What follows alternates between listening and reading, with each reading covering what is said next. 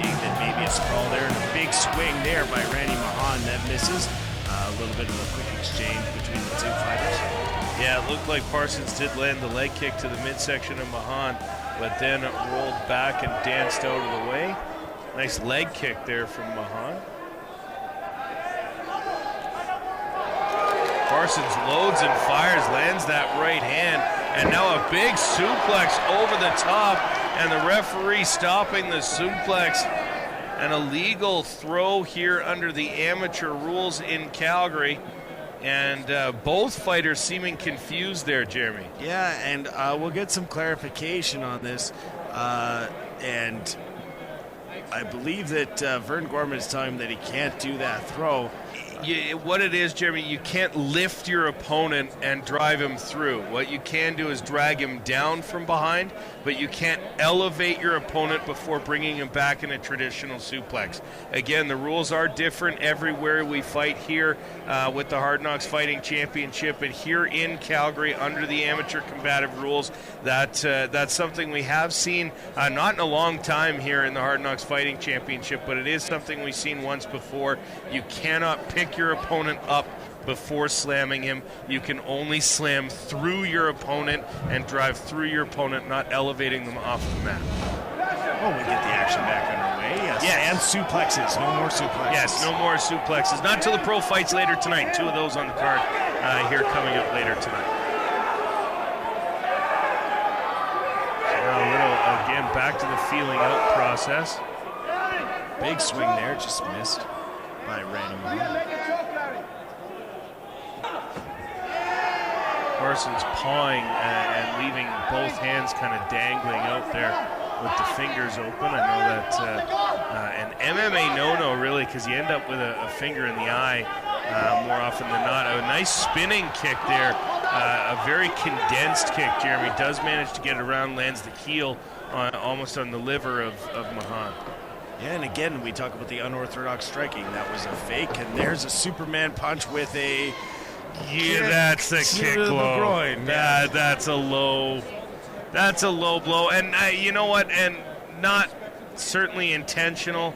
I believe Mahon went up in the air as that kick was coming, so I think it was a kick that was intended for the midsection and didn't quite land in the midsection. Didn't get up there. And I'm sure we will have a replay from our friends at Feature Fights. Oh, look at how quick that came up. Here comes the replay, and you'll see here it's slowed down a little. Fakes the Superman punch, and then just a right solid kick to the groin. As you know, it could be the height difference that's coming into play there and something, but nevertheless, a solid strike to the nuts. Also a guaranteed million hits on YouTube. If it heads up on there, we'll throw a million hits on there. Man kicked in the groin. Yes, man kicked in groin. And that's exactly what happened here. Of course, Randy Mahon will have 5 minutes to recover, and it looks like Randy Mahon is ready to go, and we are back underway. Another nice little handshake, apologizing for the illegal blow, and Parsons and Mahon back underway. Parsons really putting the English on his movement here in the early or in the late stages now, rather, of round number 1. Being very unorthodox with his setups, trying to get his opponent to move, trying to get him to react to some of these movements so he can capitalize and come in and attack. You look now a little more orthodox on a big swing, and a nice counter double there by Mike Parsons, able to step in, time the attack of Randy Mahon and take him down, and let's see if Mike Parsons can get to work on the ground. Tries to explode up with his fists and works that into a side mount position. Again, no blows to the head of a downed opponent here, so it looks like Parsons trying to get an arm here with just a couple seconds left in round number 1, trying to isolate an arm, maybe find a submission. Mahon rolls free and winds that up on top, ending what will likely be the end of the first round here quickly in a dominant position, Jeremy. Yeah, ending on top is always a good thing. And round number 2 back underway in a fight that seems like it's gone a lot longer than it actually has, Jeremy.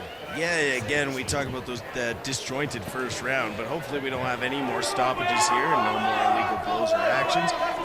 Nice attack there by Mike Parsons, and the outside choke taking him down to the ground, ending up in the half guard. And you could see, Jeremy, he thought about the suplex there. The belly-to-belly suplex was available to him, and he switched and converted it, but now is looking for a guillotine choke. Parsons has Mahon in, and how deep is that choke? Looks like it might be arm in, and now Parsons has to give it up, although he's just readjusting a knee to the body here. Still an arm in guillotine. Parsons now just weighing Mahon down, Jeremy. And Parsons with a great amount of strength. You can see obviously from his body there, he's not very tall, but he's got a lot of weight put in there, and now trying to work in. He's got the back.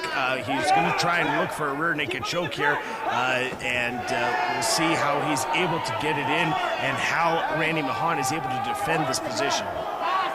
Parsons now with one hook in, trying to get the second one in, has both his hooks in, has his arm under the chin. We'll see if he can lock it in, and whether or not Randy Mahon's going to be able to defend here. A rear naked choke on, the hooks are in, Parsons squeezing, and there's the tap. This fight is over.